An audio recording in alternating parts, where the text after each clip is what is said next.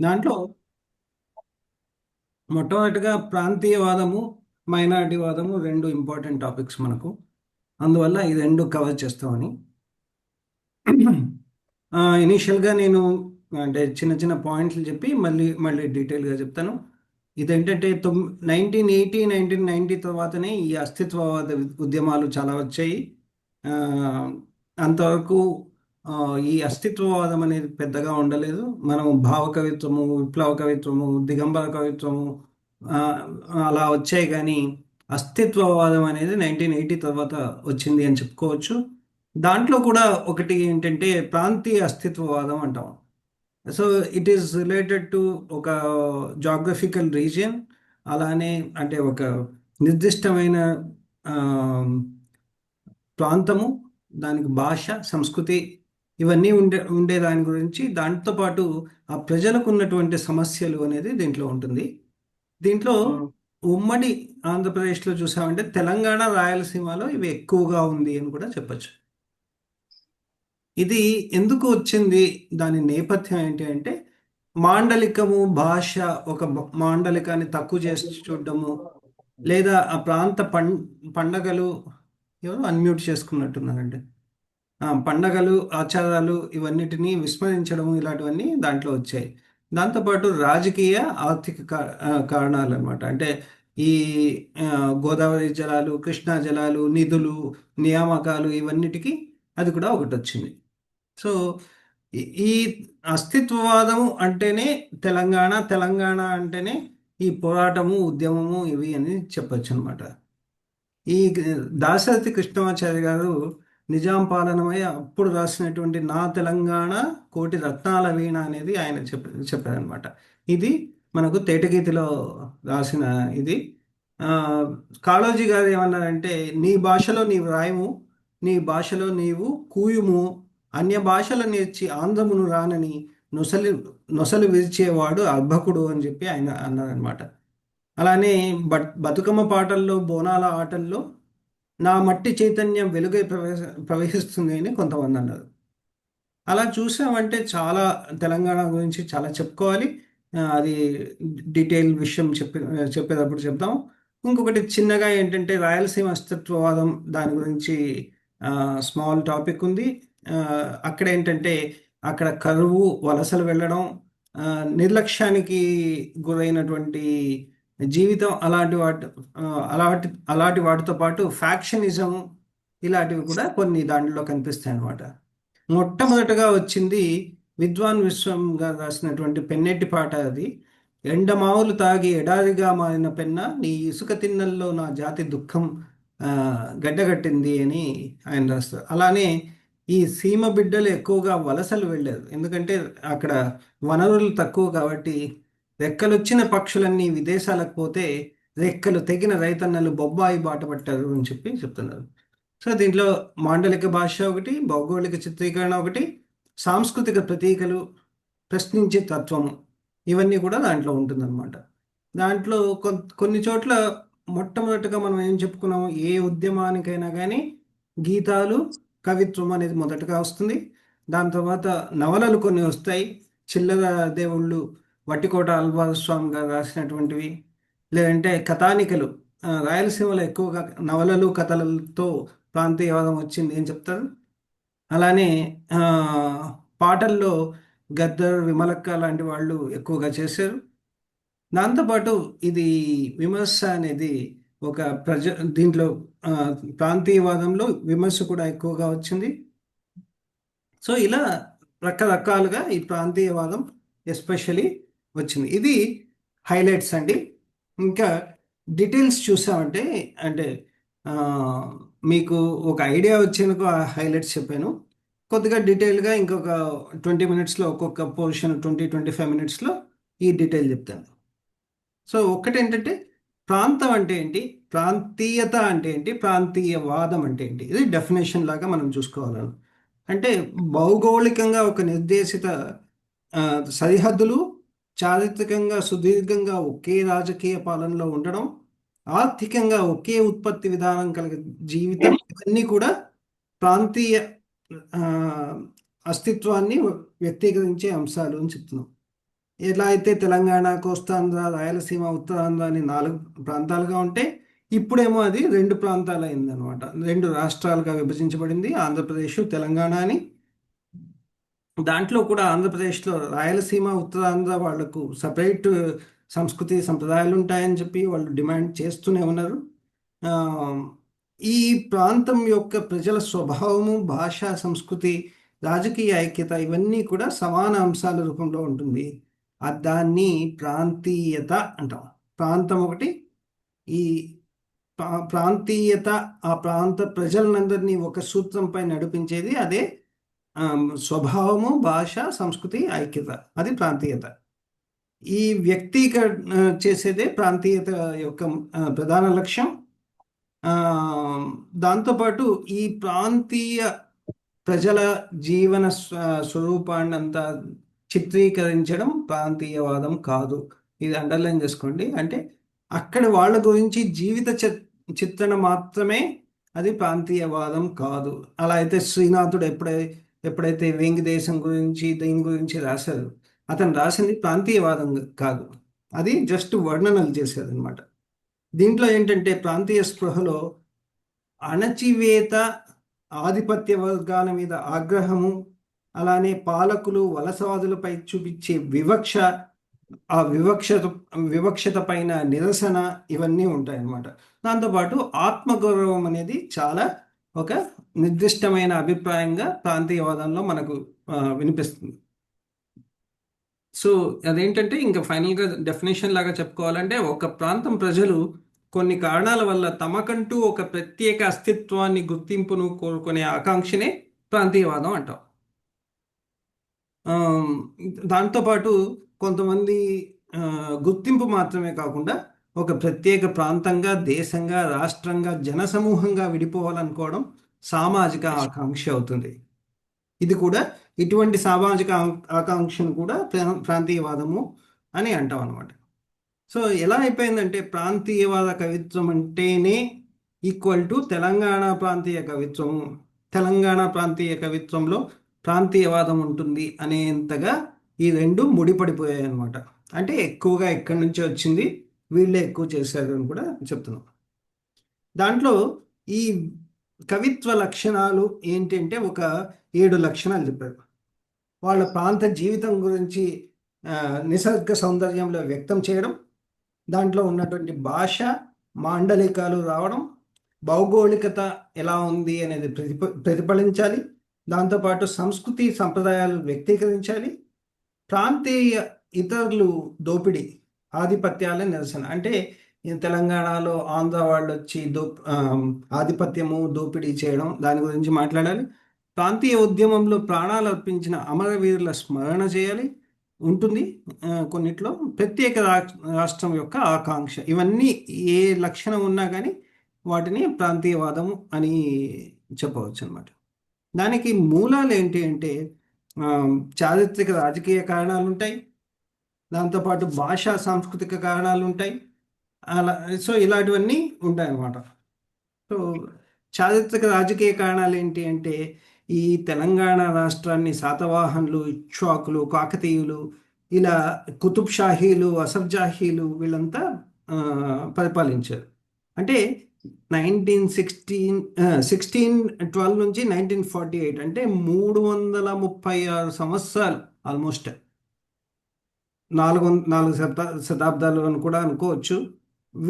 ఇతర భాషా చక్రవర్తుల పరిపాలనలో ఉండడం వల్ల ఇక్కడ భాషా సంస్కృతులు, ఆర్థిక సామాజిక స్థితిగతులు ప్రత్యేక అస్తిత్వాన్ని పట్టి చూపే అంశాలుగా మనకు కనిపిస్తాయి అన్నమాట. 1724 నుంచి 1948 వరకు నిజాం పరిపాలకులు పాలించారు. అంటే ఆల్మోస్ట్ 224 ఇయర్స్. 1953లో మనకు ఆంధ్ర రాష్ట్రము, 1956లో ఆంధ్రప్రదేశ్ అనేది వచ్చాయి అని చెప్తున్నాం. దీంతో కూడా అఫాకీలు, ముల్కీలు వీళ్ళ తిరుగుబాటు, ఉద్యమం ఇవన్నీ కూడా చెప్పారు. దీనికి అడిషనల్ ఇన్ఫర్మేషన్ శేషు గారు మధ్యాహ్నం పంపించారు. ఎవరైనా చదువుకోవాలి దాని గురించి అంటే చూడవచ్చు.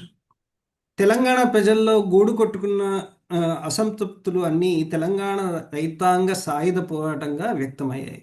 దాంతోపాటు ఈ జమీందారీలు, ఈ వీళ్ళందరితో ఈ రైతాంగ సాయుధ పోరాటాలు కూడా వచ్చాయన్నమాట. అలానే ఆ, ఎప్పుడైతే కొత్త రాష్ట్రం వచ్చిందో దానికి ఈ మిలిటరీ సివిల్ వాళ్ళు అధికారులు వాళ్ళు ఉన్నారనమాట. అప్పుడేంటంటే వాళ్ళతో సంభాషణ చేయడానికి ఆంగ్లం వచ్చిన వాళ్ళు కావాలి. తెలంగాణలో ఉన్నటువంటి ప్రజలకు ఆంగ్లం రాదు కాబట్టి వాళ్ళు ఆంధ్ర ప్రాంతం నుంచి ఇబ్బడి ముబ్బడిగా ఇక్కడ ఉద్యోగాల్లో చేర్పించారు అని చెప్పారు. సో శోభా గాంధీ గారు ఏమంటారంటే పొట్ట చేతులు పట్టుకుని బతుకు తెరువు కోసం వచ్చిన ఆ ఉద్యోగస్తులు తమ ఆధిక్యత భావాలతో ప్రవర్తనతో తెలంగాణ ప్రజలను ఉద్ధరించడానికి వచ్చిన సంస్కర్తలుగా ప్రవర్తించారు. అంటే ఇది ఇంకా ఒకటి రెండు చోట్ల కూడా కనిపిస్తుంది. ఈ వచ్చిన వాళ్ళు ఉద్యోగాలకు వచ్చినా కానీ అంటే ఇక్కడ స్థానికులకు ఏం తెలియదు, వాళ్ళే సంఘ సంస్కర్తల్లాగా ప్రవర్తించారు అని చెప్తున్నారు. అప్పటి రిజర్వ్ పోలీసులు 8,000 అయితే అందరిలో మెజారిటీ స్థానికేతరులదే అని కూడా ఆవిడ చెప్పారు. అప్పుడు ఏమైంది, దానికి తెలంగాణ ప్రాంతం వాళ్ళు వ్యతిరేకిస్తూ ఉద్యమించారు. గైర్ ముల్కీ గోబ్యాక్, ఇడ్లీ సాంబార్ గోబ్యాక్ అనేది కూడా వాళ్ళు చెప్పారు. అంటే అప్పటి నుంచి కూడా ఆ 4 సంవత్సరాలు తెలంగాణ ప్రజలు విశాలాంధ్ర భావనను వ్యతిరేకిస్తూ వచ్చారు. కానీ అది సాగలేదు, అది ఆంధ్రప్రదేశ్గా వచ్చింది. వాళ్ళ ఉద్దేశం ఏంటంటే దాని వెనకల ఒక దురాక్రమణ ఉద్దేశ ప్రేరిత సామ్రాజ్యవాదతత్వం అనేది ఉంది అని చెప్పారనమాట. దాంతోపాటు దెర్ వాజ్ 19 ఎవరండి అన్మ్యూట్ చేసుకున్నారు?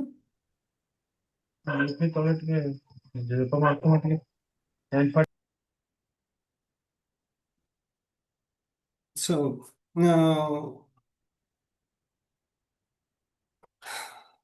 ఇదేంటంటే 1956 జూలై 19లో జెంటిల్మెన్ అగ్రిమెంట్ అనేది వాళ్ళు చేసుకున్నారట.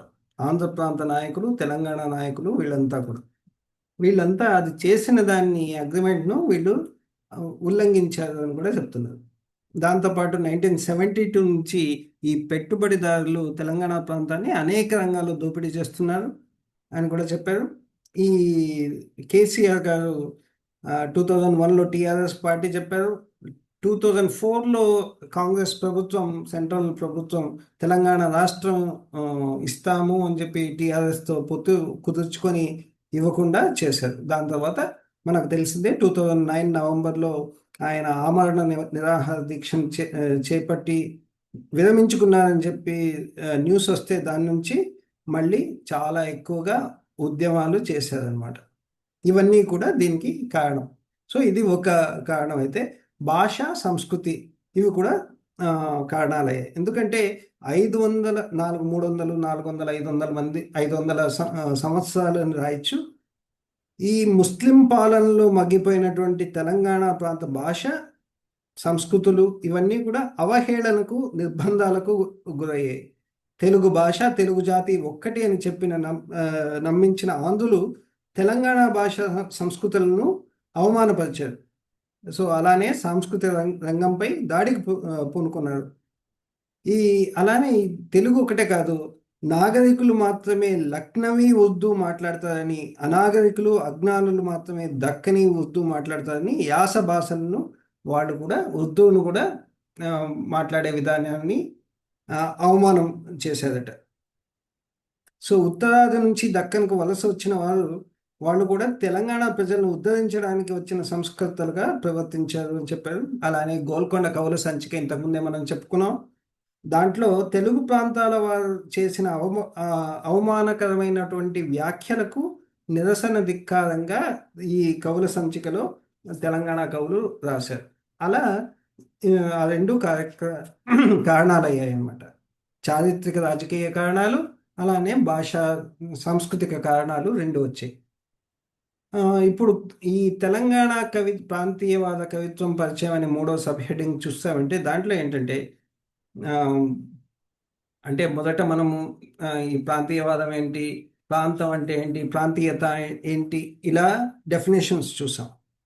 దాని నుంచి మనము ఈ ప్రాంతీయవాద కవిత్వానికి నేపథ్యము మూలాలు చూసాం. దాంట్లో చారిత్రక రాజకీయ కారణాలు, భాషా సంస్కృతి. ఇప్పుడు ప్రాంతీయవాద కవిత్వం ఎలా ఉంటుంది, ఎలా వచ్చింది అనే దానికి పరిచయం చూస్తున్నాం అన్నమాట. పరిచయం తర్వాత దాని డీటెయిల్స్ చూస్తాం.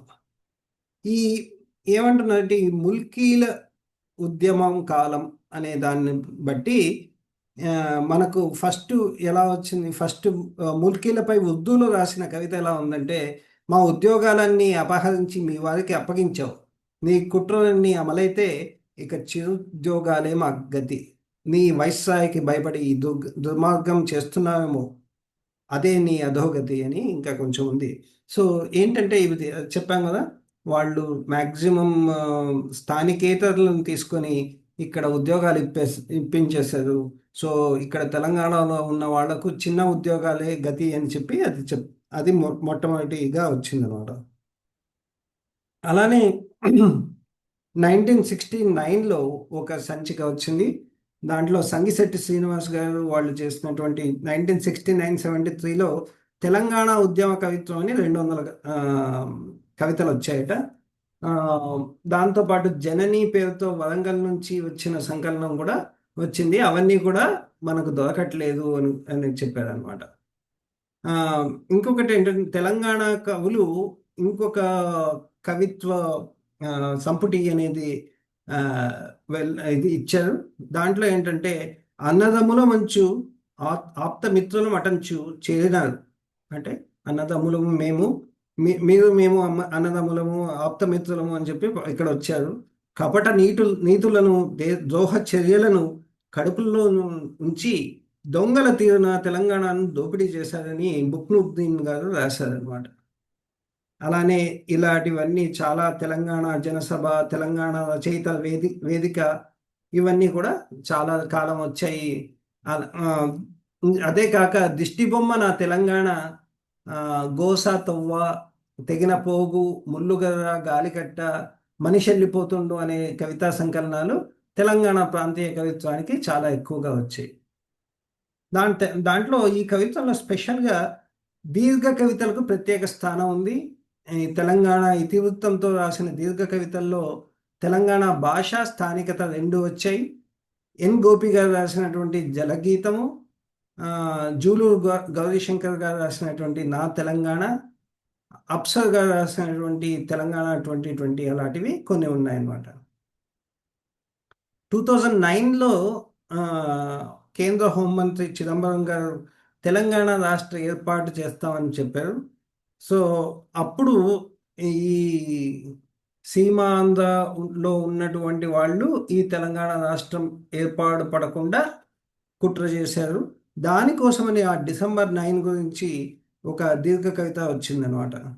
ఏంటంటే సమైక్య తల మీద వేలాడుతున్న భారం, December 9 మళ్ళీ బతికొస్తుంది, తెలంగాణ తల్లి కడుపున అమృతం తాగుతున్న శిశువు December 9 మళ్ళీ మళ్ళీ పునరుత్థానం అవుతుంది. అంటే ఇది వస్తుంది అని ఇదంతా మనకి ఇప్పుడు వచ్చేసింది, కానీ ఎలా వచ్చింది ఆ కవితలో చూడడానికి అది ఉంది. దాంట్లో తెలంగాణ మాండలికంలో కవిత్వాలు రాశారు. దాంతోపాటు ఇలా అంతా ఈ ఉద్యమంలో ఏంటంటే ప్రతి పత్రిక కూడా ఏదో వారంలో ఏదో ఒక రోజు తప్పకుండా తెలంగాణ కవితలు లేకుండా ప్రచురించకుండా ఉండలేదన్నమాట ఆ టైంలో. అలాంటప్పుడు ఏమేమి అంశాల మీద వచ్చాయి అంటే ఒకటి ఒప్పందాల ఉల్లంఘన, ఏమేమి ఒప్పందాలు చేసుకున్నారో దాన్ని ఎలా అతిక్రమించారు, ఆక్రమణ, నీళ్ల దోపిడీ, వనరుల దోపిడీ, ఉద్యోగాలు, భాష, సంస్కృతి, సాహిత్యం, మీడియా, వృత్తుల విధ్వంసం, వ్యవసాయ విధ్వంసం, వాణిజ్య పంటలు, ఇలా ఒక ఆల్మోస్ట్ 25 ఐటమ్స్ ఉన్నాయన్నమాట. అంటే ఈ టాపిక్స్ మీద ఎక్కువగా కవిత్వం వచ్చింది అని చెప్పుకోవచ్చు. సో ఇప్పుడు చూసామంటే ఈ ప్రాంతీయవాద సాహిత్యము, కవిత్వము తెలుగులో వచ్చింది అంటే ఇది తెలంగాణ ప్రాంతీయ కవిత్వం నుంచే, అది దీనికి నిర్వచనం అని చెప్పుకోవచ్చు. So there is so much about Telangana we have actually return. ఇప్పుడు రాయలసీమ ప్రాంతీయ కవిత్వం అని ఒక చిన్న టాపిక్తో మనం రాసుకోవచ్చు. ఒక హాఫ్ ఎ పేజ్ కాదు, ఇంకొంచెం అదే హాఫ్ ఎ పేజ్ లోపల రాసేయచ్చు అనమాట. దీంట్లో ఏంటంటే ఏ ప్రాంతానికైనా కానీ ప్రాంతీయవాదము, ప్రాంతీయ కవిత్వం అంటే ఒకే రకంగా ఉంటుంది. ఆ, ఇదంతా కూడా మనం చెప్పుకున్నట్టు దీనికి చారిత్రక రాజకీయ కారణాలు ఉంటాయి, భాషా సాంస్కృతిక కారణాలు ఉంటాయి. రాయలసీమ అయితే మొదట మౌర్యుల సామ్రాజ్యంలో ఉండి శాతవాహనులు, చోళ్ళు, విజయనగర సామ్రాజ్యం, కుతుబ్ షాహీలు, మైసూరు ఇలా అంతా వచ్చిందనమాట. తర్వాత 1800 టైంలో బ్రిటిష్ వాళ్ళ పాలనకు రాయలసీమ వచ్చింది. తర్వాత 1956లో కోస్తాంధ్ర తెలంగాణతో కలిసి ఆంధ్రప్రదేశ్గా వచ్చింది. కానీ ఎలా అయితే ఈ సమాజానికి తెలంగాణ, ఆంధ్ర, రాయలసీమకు ప్రతి సీమకు ప్రత్యేకమైన భాష, సంస్కృతి, ఆర్థిక సామాజిక పరిస్థితులు ఉన్నాయి. 1934లో ఉమ్మడి మద్రాసులో ఉండేది అది. అప్పుడు ఆ టైంలో దాన్ని రాయలసీమ మహాసభ అనేది 1934లో ఏర్పాటు చేసి దాని గురించి చాలామంది డిస్కస్ చేశారు. అప్పుడు ఏంటంటే మేము ఒక వ్యక్తులమన్న గణన కూడా వాళ్ళకి లేదు అని నారాయణ రెడ్డి గారు చెప్పారు. అలానే 1937లో ప్రాంతీయ శాసనసభ ఎన్నికల్లో గెలిచి ప్రధానమంత్రి అయినటువంటి రాజగోపాల్చారి అత్యున్నత పదవుల్లోకి ఒక్కరిని కూడా రాయలసీమ నాయకులను తీసుకోకుండా వివక్షత చూపడంతో రెండు ప్రాంతాల మధ్య అగాధం ఇంకెక్కువైంది అని చెప్తున్నారు. దాంతోపాటు ఆ, సేద్యపు నీటి డిస్కషన్లు, అలానే రాయలసీమలో విశ్వవిద్యాలయం కావాలి, హైకోర్టు కావాలి, ఆ, ఇవన్నీ ఒప్పందాలు చేసుకున్నారట. ఈ శ్రీబాగ్ అగ్రిమెంట్ అని చెప్పి 1937లో. కానీ ఒక్కటి కూడా చేయలేదు అని. అప్పుడు ఏంటంటే ఈ ఆంధ్ర దీంట్లో యూనివర్సిటీ, ఆంధ్ర యూనివర్సిటీ అక్కడ పెడతారని డిస్కషన్ వచ్చిందంట. అది కాస్త ఆ, ఆ, వైజాగ్ వెళ్ళిపోయింది. ఆమ్, ఇప్పుడు చూసామంటే ఆ, భాష కానీ లేదంటే సంస్కృతి కానీ దానికి వచ్చిన అవకాశాలు కానీ దాంట్లో చాలా తక్కువగా ఉన్నాయి. అలానే రాయలసీమ ప్రజలు నరహంతకులకు ప్రతీకలయ్యారు అని చెప్పేసి సీమ మాట ఏమిటి అనే దాంట్లో చెప్తున్నారు. అలానే ఈ రాయలసీమ వాసులకు కరువు కాటకాలు అనేది చాలా ఎక్కువగా ఉండేది. అలానే ఆ, ఇప్పుడు కొంతమంది బుద్ధిజీవులు, విద్యార్థులు సపరేట్ రాయలసీమ కావాలి అని చెప్పి చేస్తున్నారు. కానీ ఆ, సీమ ప్రజలకు కృష్ణా, తుంగభద్ర నదీ జలాల్లో న్యాయమైనటువంటి వాటా రావాలన్నా, ఈ ప్రాంత సహజ సంపద ఈ ప్రాంత అభివృద్ధికి వినియోగించాలన్నా రాయలసీమకు ప్రత్యేక రాష్ట్రం కావాలి అని చెప్పి చెప్తున్నారు. సో ఆ, అక్కడ కవిత్వం ఏంటంటే ఆ, పెద్దగా దాంట్లో ఎక్కువగా లేకున్నా కానీ కవిత్వం కొద్ది కొద్దిగా ఉండిందనమాట. ఈ ఆధునిక రాయలసీమ సాహిత్యంలో ప్రాంతీయత చైతన్యం రాళ్లపల్లి అనంతకృష్ణ శర్మ గారి పెనుగొండ అనే పాటతో స్టార్ట్ అయిందట. పెనుగొండ పాట. దాని తర్వాత పెన్నేటి పాట అనేది ఇంతకుముందు చెప్పుకున్నాం. ఆ, విద్వాన్ విశ్వం గారు రాసింది, 1956లో రాసింది. ఆయన ఏం రాశారంటే, అదే పెన్న నిదానించినడు విచారించునెదన్ వట్టి ఎడారి తమ్ముడు, ఏది ఏది నీరు, ఏది హోరు, ఏది నీటి జాలు. అంటే ఈ పెన్న అనే నది దాని గురించి మాట్లాడుతున్నారు అనమాట. దాంతోపాటు ఇంకొకతను ఏమంటాడంటే సీమలో ఎంతగా ఆ, ఎడారిలాగా ఉంది అనే దానికి, సీమ నిర్జల భూముల్లో రైతు రాతి వాసన వేస్తాడు, రాయిలా మొండి బతుకు మోస్తుంటాడు అని చెప్పి చెప్తున్నారు. అలానే ఫ్యాక్షన్ గ్రూపుల ఒకటి పోటుతో అని చెప్పి ఆ, ఇంకొక శ్రీరాములు గారు రాశారు. చాలా అంటే స్ట్రాంగ్గా ఉన్నటువంటి కవిత ఏంటంటే, ఇక్కడ విత్తనాలు జల్లిన మొలిచేది కొడవళ్ళు, ఇక్కడ రేపటి బిడ్డ పలికేది బీ ఫర్ బుక్ కాదు, బీ ఫర్ బాంబ్. ఇది రాయొచ్చు, చూడండి, ఈజీగా ఉంది. ఆ, చంద్రశేఖర్ రెడ్డి గారు రాశారట. ఉమ్, ఇంకా ప్రాంతీయవాదంలో ఇంకొకటి ఏంటంటే ప్రాంతీయ ఇతరుల దోపిడీ వ్యతిరేకత అనేది ఆ, చెప్పుకున్నాం. దాంట్లో శ్రీబాగు ఒప్పందం చెప్పాము. దాంట్లో కూడా ఆంధ్ర విశ్వవిద్యాలయం అనంతపురంలో చేస్తామని చెప్పి దాన్ని విశాఖపట్నంలో చేశారు. దీంతో కోస్తాంధ్రుల మీద రాయలసీమ వాళ్లకు నమ్మకం పోయింది, ఇవన్నీ మోసాలు అని చెప్పి వాళ్ళు డిస్కస్ చేశారనమాట. ఇంకొకటి ఏంటంటే ఈ రాజకీయ వివక్ష, వ్యవసాయ సంక్షోభం, చేనేత కార్మికుల ఆత్మహత్యలు ఇవన్నీ కూడా ఉన్నాయి. ఇప్పుడు తెలంగాణ ప్రాంతీయవాద కవిత్వం అంతా పోయింది కాబట్టి ఇప్పుడు ఆ స్థానాన్ని భర్తీ చేయగలిసిన వాళ్ళు శక్తివంతమైన కవిత్వం రాసేది రాయలసీమ ప్రాంతీయవాదం అని చెప్తున్నారు. ఇంకా మూడవది ఉత్తరాంధ్ర ప్రాంతీయ కవిత్వం. దీంట్లో కళింగ సీమ, కళింగాంధ్ర, ఉత్కలం అని చెప్పేవాళ్ళు. ఇది అక్కడ విజయనగరము, శ్రీకాకుళము అటువైపు ఉన్నటువంటి ఇది. దీంట్లో ఏంటంటే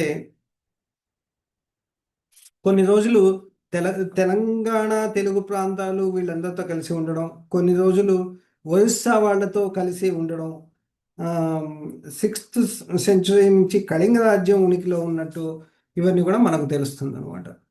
తర్వాత కోస్తా జిల్లాల నుంచి, నిజాం నుంచి 1768లో బ్రిటిషర్ల ఆధీనంలోకి వచ్చింది.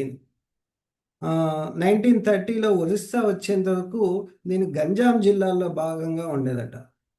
ఆ తర్వాత 1930 నుంచి ఉత్తర దక్షిణ విశాఖ అని పిలువబడి 1946-47లో శ్రీకాకుళం వచ్చింది. తర్వాత విజయనగరం జిల్లా వచ్చింది. ఇక్కడ ఒక 15 నదులు ఉన్నా కానీ, వర్షపాతం ఉన్నా కానీ కృష్ణా, గోదావరి వాటికన్నా ఇక్కడ నీటిపారుదల భూముల శాతం చాలా తక్కువ అని కూడా చెప్పారు. ఇక్కడ ప్రాంతీయవాదం ఎలా ఉంటుందంటే ప్రాంతీయ ఛాయలు తక్కువగా, గ్లోబలైజేషన్ మీద ఇష్యూస్ ఎక్కువగా ఉన్నాయట. 2006లో తూర్పు అనే దాంట్లో కళింగాంధ్ర అస్తిత్వంలో ఎన్నో ప్రధాన విషయాలు దాంట్లో వచ్చాయట. ఈ నేను అనేది దాంట్లో ఉన్నటువంటి ఒక కవిత దాంట్లో నా ఊరిని నాకు కాకుండా చేస్తున్న అదృశ్య హస్తాన్ని అంతమొందించడానికి కొత్త రక్తం ఎక్కించుకోవాలి, ఇప్పుడు కొత్త శక్తుల్ని కూడగట్టుకోవాలి, ఇప్పుడు నేను అనేక నేనులుగా అవతరించాలి ఇప్పుడు అని చెప్పి, నేను అనేది నా స్వంత అస్తిత్వం అనే దానికి అది ఆయన అరుణ్ బవేరా గారు రాసినటువంటి ముందు మాటలో రాశారనమాట. అలాగే కానీ ఏంటంటే ఇక్కడ ఎంత వచ్చినా కానీ అక్కడ ప్రాంతీయ చైతన్యము ఉద్యమ స్థాయికి రాలేదు. ఎప్పుడైతే ఉద్యమ స్థాయికి వస్తుందో అప్పుడే దాంట్లో చైతన్యం అనేది వచ్చి కొంచెం దానికి సొల్యూషన్ అనేది దొరికే ఛాన్సెస్ ఉంటాయన్నమాట. ఇంకా మూడవది కోస్తాంధ్ర ప్రాంతీయవాద కవిత్వం. అంటే యాక్చువల్గా దాంట్లో ప్రాంతీయవాదం చెప్పుకోవడానికి దాంట్లో ఎక్కువగా ప్రాబ్లమ్స్ లేవు అని కూడా చెప్తున్నారు అనమాట. ఎందుకంటే అది మ్యాక్సిమం డెవలప్ అయిన జిల్లాలే గుంటూరు, విజయవాడ, ఉభయ గోదావరి జిల్లాలు. ఇవన్నీ కృష్ణా, విజయవాడ రెండు ఇలా సపరేట్గా అయ్యాయి. ఇప్పుడు ముందైతే Krishna, Guntur west and east అని చెప్పేవాళ్ళు. అక్కడ ఎందుకంటే వీళ్ళకు ఈ బ్రిటిషర్స్ పాలన ముందు నుంచి వచ్చింది కాబట్టి ప్రజలు ఎక్కువగా చైతన్యవంతులయ్యారు. అక్కడే సంఘ సంస్కరణలు అవన్నీ కూడా వచ్చాయి. అటువంటి కవిత్వం వచ్చింది. గ్లోబలైజేషన్కు వ్యతిరేకంగా దీంట్లో చాలా కవిత్వం అనేది వస్తుంది. కానీ వాళ్ళను తక్కువ చేయడము ఇలాంటి వాటి మీద చాలా తక్కువ అనమాట. ఇక్కడ ప్రాంతీయ చైతన్య ఉద్యమ ప్రసక్తే లేదు అని కూడా చెప్తున్నారు. ఎందుకంటే ప్రాంతీయ సంబంధం ఉన్నంత మాత్రాన దాన్ని మనము ప్రాంతీయవాద కవిత్వం అని చెప్పలేము అని కూడా మనము ముందు మాట్లాడుకున్నాం. అందుకని ఇక్కడ పెద్దగా అటువంటి కవిత్వం లేదు అని చెప్తున్నాం. ఇంకా ముగింపుకు వస్తే ఈ తెలంగాణ అన్నదే ఈ ప్రాంతీయవాద కవిత్వానికి జవజీవాలను ఇచ్చింది. ఎప్పుడైతే మనకు తెలంగాణ రాష్ట్రం అనేది వచ్చిందో అప్పుడు ఈ ప్రాంతీయవాద కవిత్వం అనేది దానికి ఉన్నటువంటి ఉద్ధృతి చాలా తగ్గిపోయింది. ఇప్పుడు అక్కడక్కడ రాయలసీమ నుంచి, ఉత్తరాంధ్ర నుంచి అప్పుడప్పుడు వస్తుంది. కానీ ప్రత్యేక రాష్ట్రం కావాలనేది మాత్రం రాయలసీమ నుంచి కొంచెం వస్తుంది. ఉత్తరాంధ్రలో అసలు ఆ భావనే లేదు. అందుకని ప్రాంతీయవాద కవిత్వ భావన అనేది తెలుగులో ఇప్పుడు ఒక ముగిసిన అధ్యాయం అని కూడా మనం చెప్పుకోవాలి అని చెప్తున్నారు. సో ఈ తెలంగాణలో వచ్చినటువంటి ఈ ఉద్యమ ఫలితం వల్ల తెలంగాణ రాష్ట్రం వచ్చి ఎన్నో 10 ఏళ్ల పైన అయింది. సో కానీ ఈ నీళ్లు, నిధులు, నియామకాలు, పంపిణీ ఇవన్నీ కూడా ఇంకా సరిగా జరగట్లేదని కొన్నిసార్లు మనకు తెలంగాణ ప్రజల్లో ఇష్యూస్ ఉన్నాయి. దాని మీద కొంచెం కవిత్వం వస్తే రావచ్చు కానీ ఎంత బలంగా లేదు అని చెప్పుకుంటూ ఈ తెలంగాణ ప్రాంతీయవాద కవిత్వం ఇక్కడికి ముగించి నెక్స్ట్ మైనారిటీ కవిత్వం దగ్గరికి వెళ్దాం. దీనికి ఏమైనా క్వశ్చన్స్ ఉంటే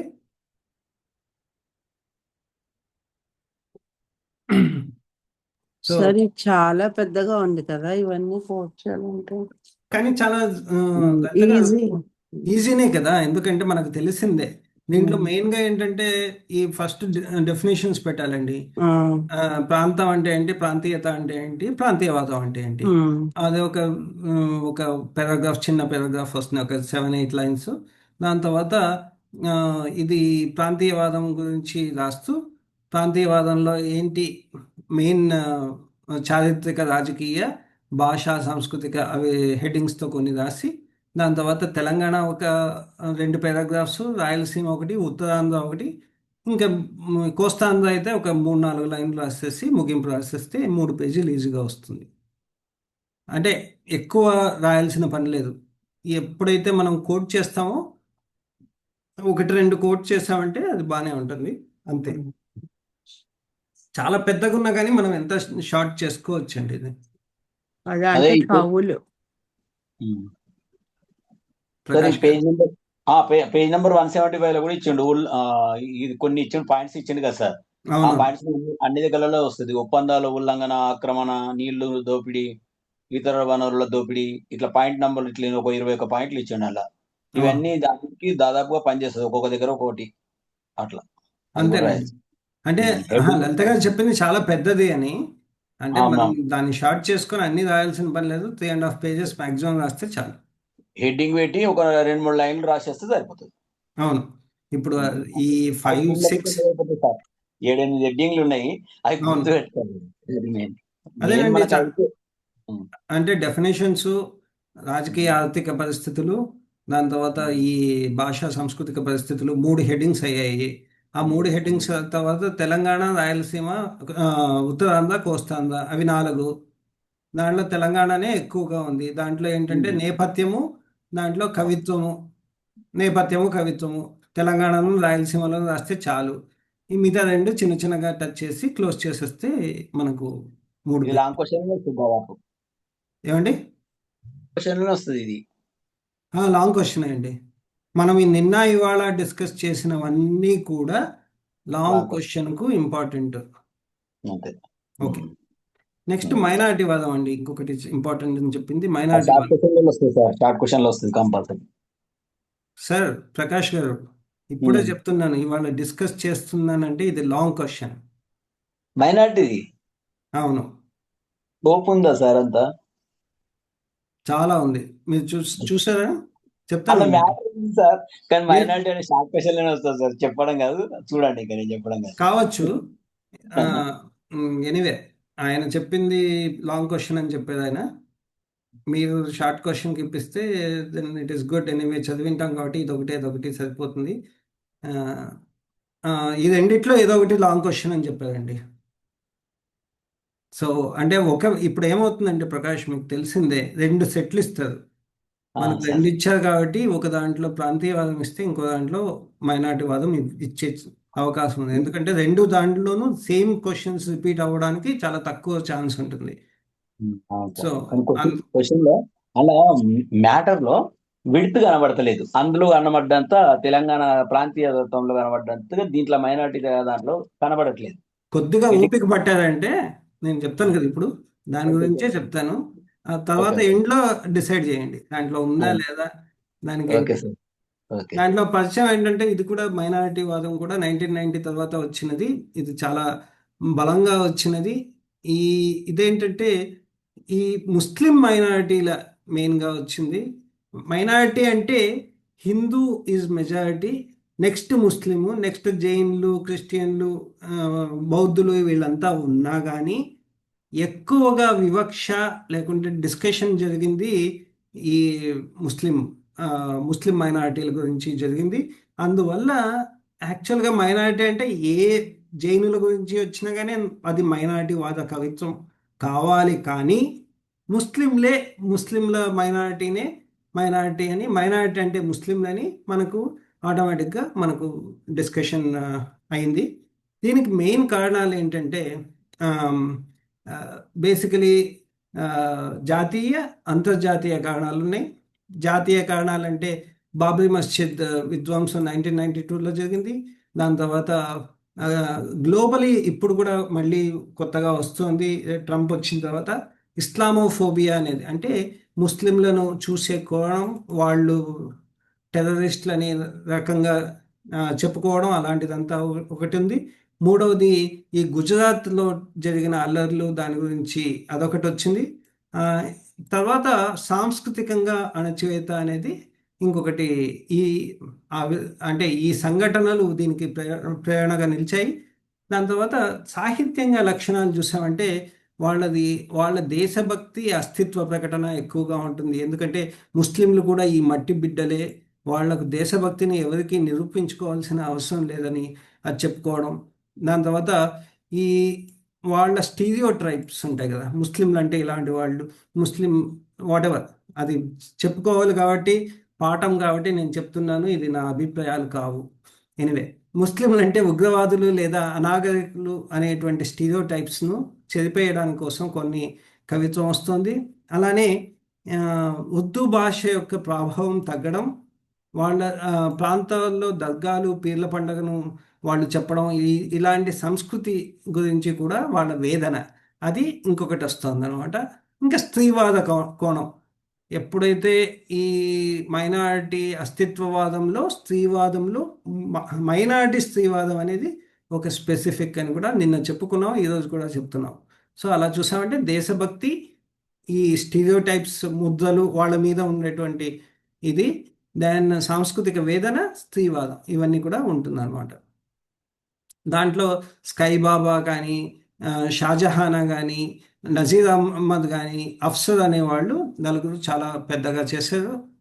వాళ్ళ యాకూబ్ గారు కూడా, యాకూబ్ గారు అంటే మన ఐ థింక్ చంద్రయ్య గారికి, లేదంటే మహేందర్ గారికి, వీళ్ళందరికీ కూడా, కాసిం గారికి చాలా క్లోజ్ ఆయన. దాని తర్వాత వాళ్ళ భాషా మాండలికం చూసామంటే ఉర్దూ పదాలతో ఉన్నటువంటి దక్కనీ తెలుగుతో వాళ్ళు ఎక్కువగా రాశారు.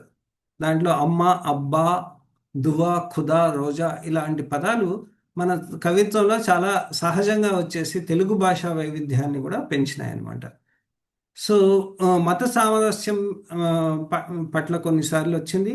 దాంతోపాటు అస్తిత్వవాదం గురించి మాట్లాడారు. సో ఇవన్నీ కూడా ఈ మైనారిటీ వాదంలో స్పెసిఫిక్గా వచ్చింది. ఇది వాళ్ళ సామాజిక ఆవిష్కరణ, గుర్తింపు, ఆత్మగౌరవం కోసం ముస్లింలు చేసినటువంటి ఒక పోరాటం. దీంట్లో ఏంటంటే మేము ఈ దేశ పౌరులమే, మాకు ఈ మట్టిపై హక్కు ఉంది అని వాళ్ళు చెప్పారు. ఇది ఇంపార్టెంట్ పాయింట్లు. దాని నుంచి నెక్స్ట్ డీటెయిల్ డిస్కషన్లోకి వెళ్తాం. ఇంకొక 20 minutesలో ఇది ముగిస్తాను. మైనారిటీలు అంటేనే మనం ఇంతకుముందు చెప్పుకున్నట్టు అల్పసంఖ్యాక వర్గాలు. కానీ ఇక్కడ బౌద్ధులు, సిక్కులు, జైనులు, క్రైస్తవులు, జొరాస్ట్రియన్స్ వీళ్ళంతా అల్పసంఖ్యాక వర్గాలు ఉన్నాయి.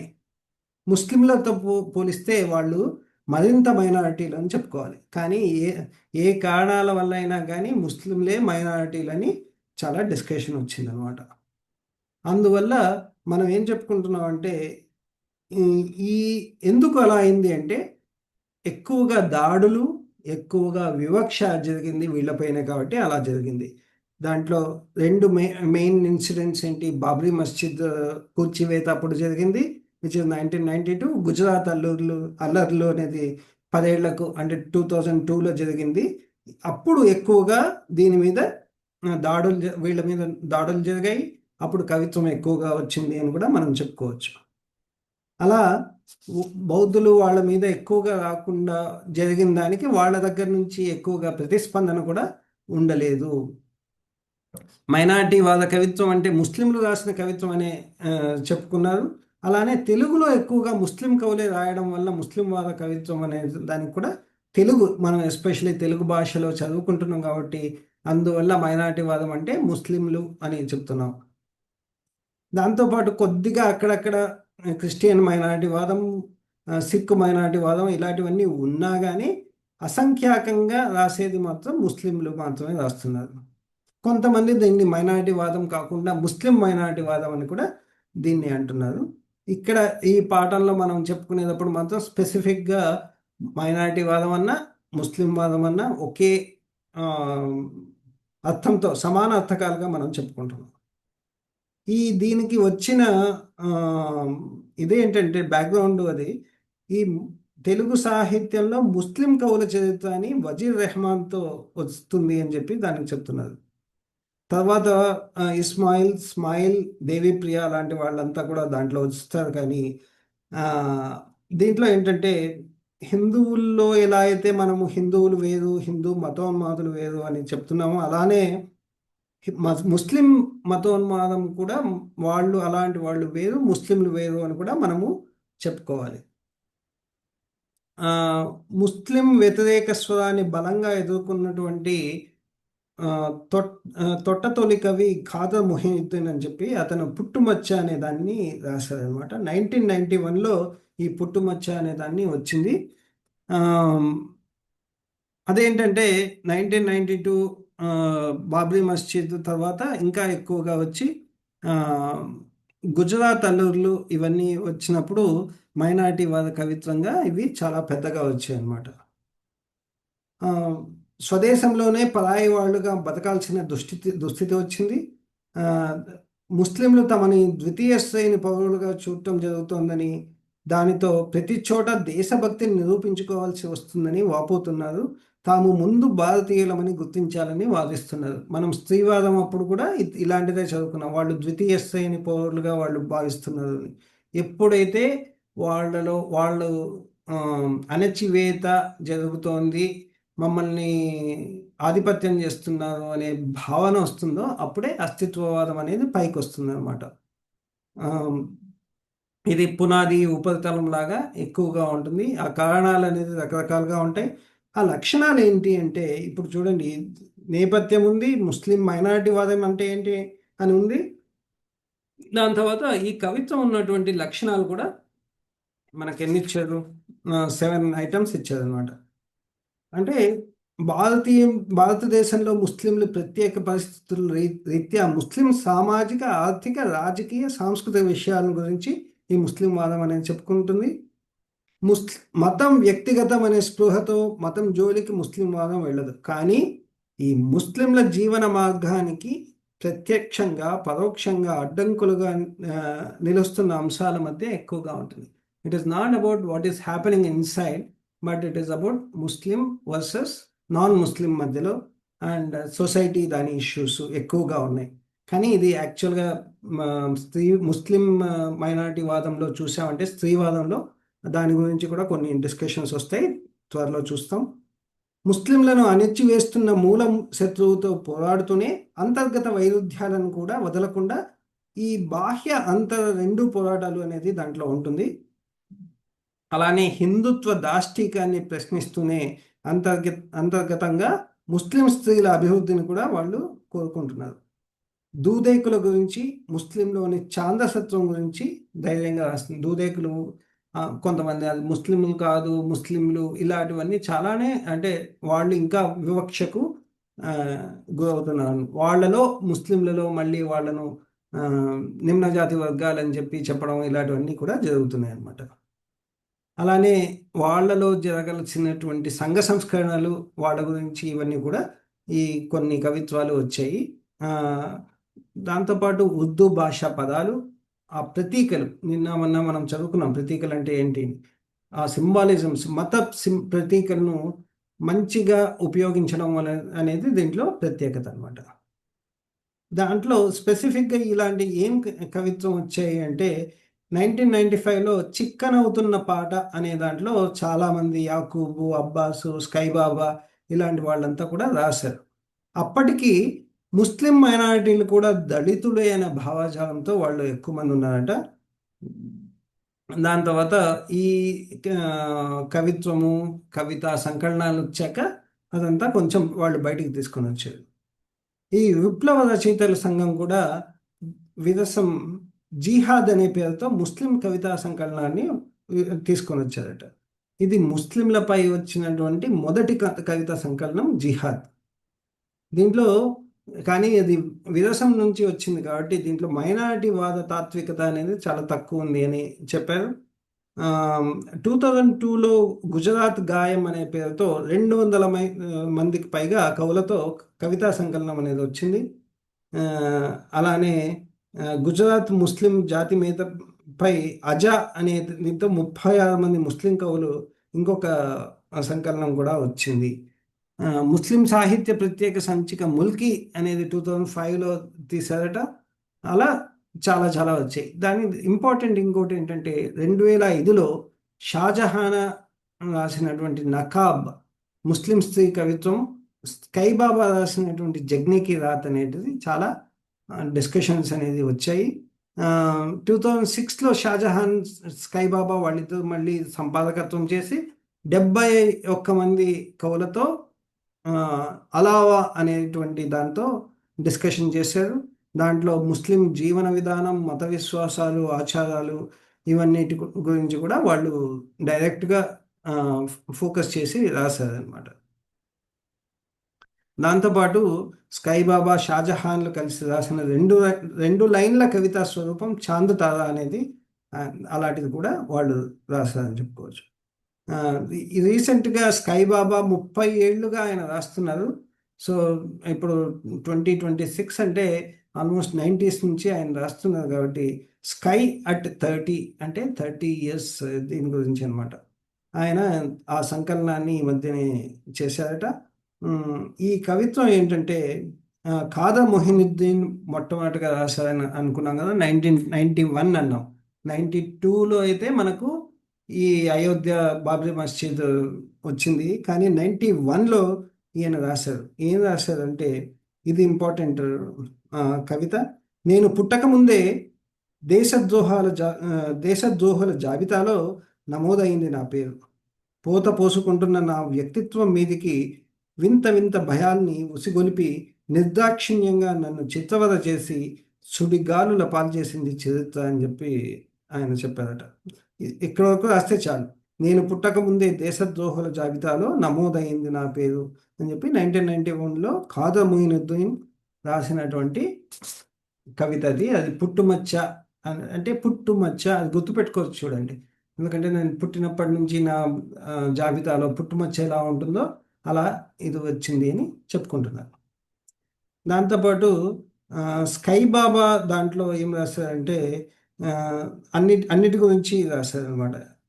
ఫాసిజపు పిశాచి దాహానికి అయోధ్య మొదలు, అయోధ్య మనం చెప్పుకోవచ్చు, ముంబై, గుజరాత్, ఒడిస్సా, కర్ణాటక పొలమేరలు దాటి ముజఫర్ నగర్లో చిమ్మిన రక్త కాసారాలను గాంచి ఛిద్ర శరీరాలను రాసులుగా పోసి కాల్చిన కలేబరాల కమురు వాసన పీల్చి సామూహిక అత్యాచారాలకు గురై గుడారాల్లో మిగులు శ్వాసల్ని ఉగ్గబెట్టుకుంటున్న జీవచ్ఛవాళ్ళ అని చెప్పి, అంటే బేసికలీ ఎక్కడెక్కడ జరిగింది, అయోధ్య, ముంబై, గుజరాత్, ఒడిస్సా, కర్ణాటక, ముజఫర్ నగర్, ఇక్కడంతా ఇలా జరిగింది అని చెప్పి ఆయన చెప్తున్నారు. సో ఈ దేశంలో ముస్లింల దేశభక్తి శంకించబడుతూనే ఉంది.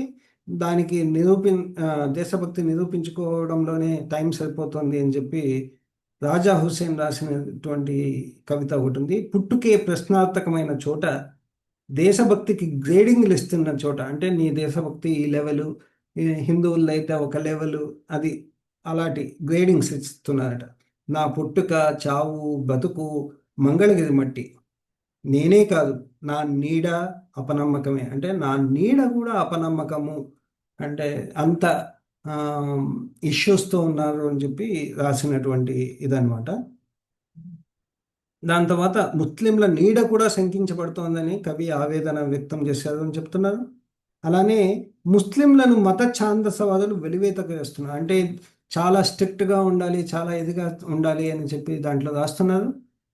అది కొంతమంది దాని గురించి డిస్కషన్ చేస్తున్నారు అనమాట. కొంతమంది నో ఎంట్రీ అనే కవిత, అది గుర్తుపెట్టుకోవచ్చు చూడండి, కరీముల్లా గారు రాసినటువంటిది. ఇల్లు అద్దెకు పొమ్మంటున్నారు నా పేరడి కాక, గేటుకు టులెట్ బోర్డు బాణంలా వేలాడుతూ ఇండియానే వదిలిపోమంటున్నారు నా చిరునామా అడిగాక. సో ఫస్ట్ ఏంటంటే ఇల్లు అద్దెకి ఇవ్వమంటున్నారు. ఆ, దాని తర్వాత టులెట్ బోర్డ్ ఏమో ఉంది, కానీ నా చిరునామా అడిగాక దేశాన్నే వదిలిపోమంటున్నారు. నోటికి టాయిలెట్ నోటికి టాయిలెట్ బోర్డు పాయిఖానాల కంపు కొడుతూ సాఫ్ట్వేర్లో కూడా స్థానం లేదంటున్నారు నా మతం అడిగాక. నో ఎంట్రీ బోర్డు మేధస్సును వేటాడుతూనే, అంటే బేసికలీ ఒకటి ఇల్లు వద్దంటున్నారు, ఇల్లు అద్దెకి ఇవ్వమంటున్నారు, దేశం నుంచి వదిలిపోమంటున్నారు, సాఫ్ట్వేర్లో కూడా జాబ్స్ ఇవ్వమంటున్నారు అని చెప్తున్నారు. సో ఇలాంటివి ఎన్నో రకాల అవమానాలు జరుగుతున్నాయి ఆ, అని చెప్తున్నారు. అలానే యాకూబ్ గారు రాసినటువంటి కవిత లౌకిక స్వప్నం గురించి చాలా పెద్ద, ఆల్మోస్ట్ 2 పేజెస్ ఇచ్చారండి. ఎలా గుర్తుపెట్టుకోవాలో తెలియదు కానీ ఉమ్, మానుతున్న గాయాన్ని మళ్ళీ ఎవరో కెలికారు, ఎవరో స్వేచ్ఛను 50 ఏళ్లలోపే పరీక్షకు నిలబెట్టారు. మేకప్పులతో సహా మనుషులందరూ మళ్ళీ వెనక్కి రూపాంతరం చెందారు. రోడ్డు మీద నడుస్తున్న వాళ్ళు కుడి ఎడమలకు సర్దుకున్నారు. పేర్ల వెనుక మతాల ఐడెంటిటీ గుర్తులు తగిలించుకొని అందరూ అప్రమత్తులైపోయారు. బేసికలీ ఏంటంటే ఈ 50 ఏళ్ళగా ఎప్పుడైతే మనకు ఇండియా పాకిస్తాన్ పార్టీషన్ వచ్చిందో అలాంటి గాయాలను మళ్ళీ బయటకు తీసుకొని వస్తున్నారు, మళ్ళీ పరీక్షకు పెడుతున్నారు. సో రోడ్డు మీద ఉన్న వాళ్ళంతా ఈ కుడి ఎడమ అంటే ఆటోమేటిక్గా రైట్ వింగ్ లెఫ్ట్ వింగ్ అనమాట. సో అలా సర్దుకుంటున్నారు. వాళ్ళ పేర్ల వెనుక మతాల ఐడెంటిటీ ఇప్పుడు ఎక్కువగా తగిలించుకుంటున్నారు అని చెప్పి అతను ఆల్మోస్ట్ 2 పేజెస్ కవిత రాశారు. దాంట్లో ఏంటంటే అన్ని మానవతా విలువల్ని కాలరాచి ఏ రథాల మీదో రామ బాణాల మీదో రాతి యుగం దాకా ప్రయాణం కట్టిన ఆదిమ మానవుల్ని చూస్తున్నాను ఇప్పుడు అని చెప్పి ఆయన రాస్తారనమాట. అలానే ఆ, ఊపిరి పోసుకోక ముందే మతాన్ని నిర్ణయించే భూమి మీద నన్ను కొత్తగా ఆవిష్కరించుకునే ప్రయత్నం చేస్తున్నాను. నన్ను సృష్టించిన తొలి మానవులు ఆదాము అవ్వలు కాదు, అంటే ఆడమ్ అండ్ ఈవ్ కాదు. ఏ నిషిద్ధ ఫలంలోంచో నేను పుట్టలేదు. నేను డార్విన్ చెప్పిన కోతికి వారసుని, అంటే నేను జస్ట్ మానవుణ్ణి అని. ఆకాశం గాలి నీరు నా దేవుళ్ళు, నేనే ఒక కట్టడాన్ని. నన్నెవరు పోల్చడానికి ప్రయత్నించినా నేను మనిషిలా ప్రశ్నిస్తాను. ప్రతిసారి నేను లౌకిక స్వప్నం గురించే మాట్లాడుతున్నానని 1993లో యాకూబ్ గారు రాశారనమాట. సో అది కొద్దిగా అక్కడక్కడ గుర్తుపెట్టుకొని వీలైతే కోట్ చేస్తే బాగుంటుంది. సో ఇంకా దాంతో తర్వాత ఇప్పుడు మైనారిటీ స్త్రీవాదం ఎందుకు వచ్చిందంటే, మొదటగా ఇది ముస్లిం కవులు సహానుభూతి అంటే వాళ్ళు సహానుభూతితో వాళ్ళు రాశారు. కానీ ఎలా అయితే ఏ వాద కవిత్వమైనా కానీ వాళ్ళే రాస్తే దానికి ఇదిగా ఉంటుందని చెప్పేసి, ఎప్పుడైతే ముస్లిం మైనారిటీ స్త్రీవాద కవిత్వం రాశారో అది చాలా బాగుంటుంది అని అంటున్నారు. దాంట్లో మెహజబీన్, రజియా బేగం, మున్వీర్ ఉన్నీసా, షహనాజ్ ఇలాంటి వాళ్ళు, షాజహానా, వీళ్ళంతా కూడా చాలా ఎక్కువగా కవిత్వం రాశారు. వీళ్ళేంటి అంటే మతం కారణంగా స్త్రీల కట్టడి ఒకటి, దాంతోపాటు ఇది మతము ప్లస్ లైంగికము ఇవన్నీ కూడా దీంట్లో వచ్చిందనమాట. అంటే అప్పటికి మనం చూస్తే వేళ్లలో లెక్కించగలిగినటువంటి స్త్రీలు మాత్రమే రాస్తున్నారు. ముస్లిం స్త్రీవాద కవిత్వం అంటే ముస్లిం స్త్రీలు రాసిందే అవుతుంది, ఇక్కడ సానుభూతికి తావు లేదు అని చెప్తున్నారు. దళిత హిందూ స్త్రీల కంటే ముస్లిం స్త్రీ ఎక్కువ నిర్బంధాలకు బాధలకు గురవుతుంది అని చెప్పి సుధాకర్ గారు అన్నారు. దీంట్లో మెయిన్గా బురకా పద్ధతి, బహుభార్యత్వం, బహుసంతానోత్పత్తి, లైంగిక వివక్ష ఇవన్నీ కూడా ఎక్కువగా ఉన్నాయి. దాంతోపాటు ఈ తలాక్ చెప్పడము, ట్రిపుల్ తలాక్ గురించి, షేకులకు ఇచ్చి చిన్నపిల్లలను పెళ్లి చేయడము, ముసలి వాళ్ళకి ఇచ్చి ఇలాంటివన్నీ వస్తున్నాయి అన్నమాట. స్త్రీవాద కవిత్వం ఇచ్చిన ఆలోచనల ప్రభావంతో ముస్లిం స్త్రీవాద కవిత్వాన్ని సూచించిన కవయిత్రి షాజహానా. ఇంకా చెప్పాలంటే ఈమెను ముస్లిం స్త్రీవాద కవిత్వానికి చిరునామా అని కూడా చెప్పుకోవచ్చట, షాజహానా. సో ఖచ్చితంగా ఆమె పేరు రాయాలి. ఈమె సమస్యలను ఏకరువు పెట్టడం వరకే పరిమితం కాకుండా పరిష్కార మార్గాన్ని ఎంతో కొంచెం చెప్పారనమాట.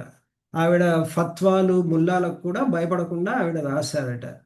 ఆ, ఆవిడ రాసింది మెయిన్గా బుర్కా పద్ధతులపై నిరసన, పురుషాధిక్యతపై నిరసన, బహుసంతానోత్పత్తిపై నిరసన, బహుభార్యత్వము, లైంగిక దాడులు. ఈ ఐదు సపరేట్. ఈ ఆ, ముస్లిం మైనారిటీ స్త్రీవాద కవిత్వంలో ఈ ఐదు: ఒకటి బురక, ఇంకొకటి పురుషాధిక్యము, బహుసంతానోత్పత్తి, బహుభార్యత్వము, లైంగిక దాడులు. సో దీంట్లో ఏంటంటే ఆ, ఏమంటున్నారంటే ఈ ఈ స్త్రీ జీవితం ప్రవహించిన మేర సీసపు ముక్కలను పరిచి బందీ చేశారు. కొట్టాల్లో పశువులను, ఫారాల్లో కోళ్లను చేసి మమ్మల్ని చీకటి గదుల్లో బంధించారు. ఆ, కనుక చీకటి బురకాను తొడుక్కున్న రాత్రి కూడా వేకువ కోసం చూస్తోంది. వేకువ అంటే ఈ అభ్యుదయము, దాని సమ్ రిలీజ్, దాని గురించి అని చెప్పారనమాట.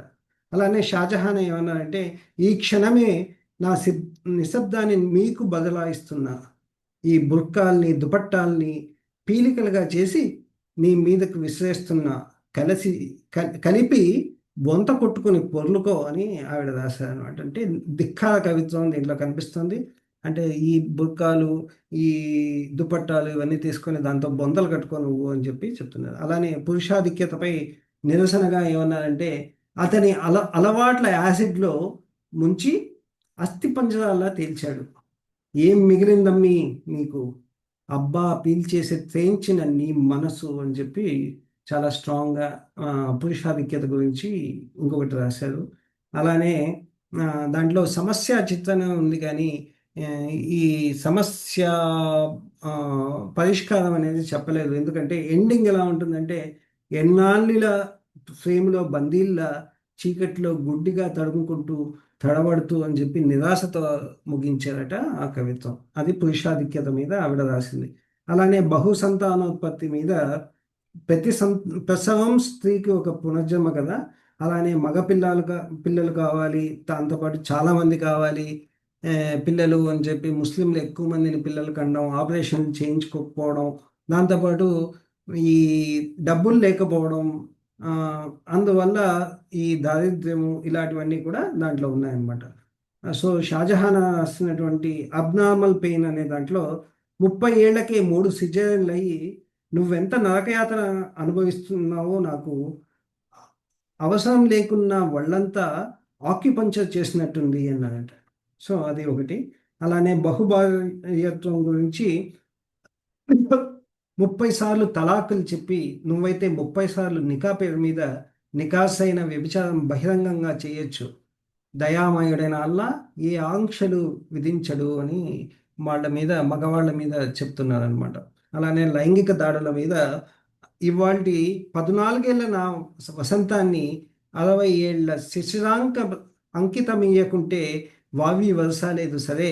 నా అందం వెనుకున్న రక్త మాంసాల్ని అరబ్ షేక్ డేగ కళ్ళతో పీల్చేస్తుంటే, నా శరీరం ముద్దకు వాడు వెలక కడుతూ ఉంటే, కటికోడు కిలోల కొద్దీ మాంసం అమ్మినట్టు కిరాతకంగా నన్ను వ్యభిచార బానిసకు అమ్మేస్తుంటే, కనీసం స్వేచ్ఛ అన్న పదం కూడా వినడానికి నిషేధించబడిన దాన్ని అని చెప్పి అయేషా మీద దాని మీద రాశారనమాట. ఇందులో ఏమన్నా అంటే పరిష్కార మార్గం కింద అంటే అంటే విప్లవంగా ఉంది. ఇదంతా ఎందుకు కానీ మీరు మాకు న్యాయం చేయలేదు, మమ్మల్ని కాపాడలేదు, కానీ ప్రతి అమ్మాయి ఉయ్యల తొట్టెకు ఒక తుపాకీని మంజూరు చేయండి చాలు అన్నారు. సో అంటే పుట్టిన పిల్లలను కూడా అమ్మేస్తున్నారని దాంట్లో చెప్తున్నారు అనమాట.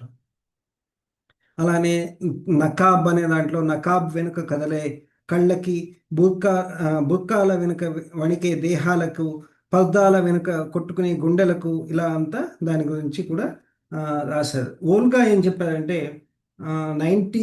90s దశకపు చివరి సంవత్సరాల్లో ముస్లిం మైనారిటీ వాళ్ళ కవిత్వం చాలా వచ్చింది, దానికి షాజహాన్ ఎక్కువగా చెప్పారు అని కూడా చెప్తున్నారు. దాంతోపాటు ఈ మధ్య కాలంలో ఎన్ఆర్సి, సిఏఏ చట్టాలకు ప్రతిస్పందనగా కవిత్వం అనేది వస్తూనే ఉంది. సో ఈ ముగింపుగా ఏం చెప్పుకుంటామంటే మైనారిటీ వాదం ఇప్పుడు కొత్త సవాళ్లను ఎదుర్కొంటోంది. ఎందుకు అంటే ఇవన్నీ కూడా మత సహనాల నేపథ్యంలో మొత్తం మైనారిటీ సమాజం ఆత్మరక్షణలో పడింది. ఇప్పుడు వాళ్ళది అస్తిత్వవాదము ఆత్మరక్షణలో ఉంది అని చెప్తున్నారు. బాబ్రీ మస్జిద్ విధ్వంసం నాటి కవిత్వంలో ఉన్నటువంటి పదును తాత్వికత ఈనాటి కవిత్వంలో లేదు.